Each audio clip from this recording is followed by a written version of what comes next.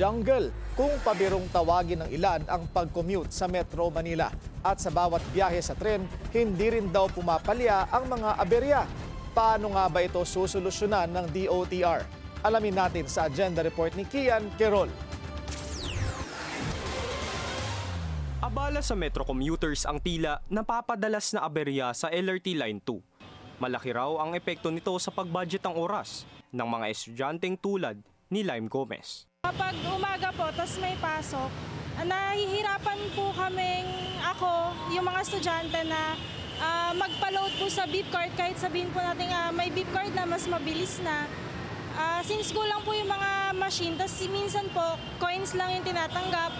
Ang mangyayari po, hahanap ka pa po ng vending machine na tatanggap ng paper money o kaya kung coins lang po yung meron ka, tatanggap ng coins kasi minsan po hindi po din tinatanggap. Anya, kahit may 50% discount ang mga estudyante, umaabot naman ng pila hanggang sa mga hagdanan. Mas malala pa raw ito tuwing rush hour. Ganito rin ang daily grind ni Jason. Pagkapunuan, mahirap eh.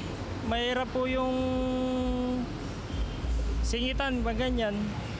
Sa LRT, lang, yung pila lang ng pagkuha ng ticket, yun lang po yung katagal. Gano'ng katagal yan? Siguro mga 20 o 30, depende po sa dami ng tao depende sa araw Bukod dito, problema rin daw ang kulang na beep cards, mga sirang vending machine, pati ang mahabang pila sa senior at PWD discount lane. At minsan, kahit accommodated na sa platform, umaabot naman daw ng lagpas 10 minuto ang pila para sa ticket. Pero, okay lang daw ito para kay Jojo. Well accommodated naman ang mga senior at PWD. So kahit nasa dulo ka ng pila, pinapapunta ka na nila sa harap kagad. The most is 15 minutes. Muling umusbong ang usapin sa mga aberya dahil sa Facebook post ni former senatorial aspirant Heidi Mendoza mula sa kanyang personal experience. Sagot ni Transportation Chief Vince Dizon, may mga inilatag na silang solusyon sa mga problema. Magbubukas na raw ang mga railway ng iba't ibang option sa pagbabayad, tulad ng ibang card payment collecting system, bukod sa existing na beep card o single journey ticket. Nang tamaan ng kidlat ang LRT2 Antipolo Station, mabilis rumisponde ang LRTA at nagpadala ng mga shuttle van para sa mga apektado. Bali kahapon sumakay po kami, bali na may diferensya daw po yung LRT. Bali naging rekto hanggang Cubao. Tapos pagdating sa Cubao yun, kami pinababa. Hindi naman natin makokontrol yun dahil natural calamity yun. Yung pagkidlat na yan, hindi naman natin masasabi na kikidlat ngayon, parang gano'n, di ba?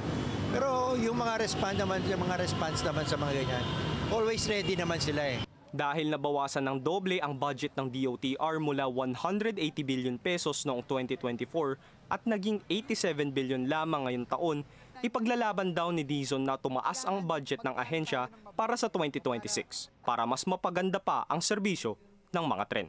Para sa agenda, Kian Querol, Bilyonaryo News Channel.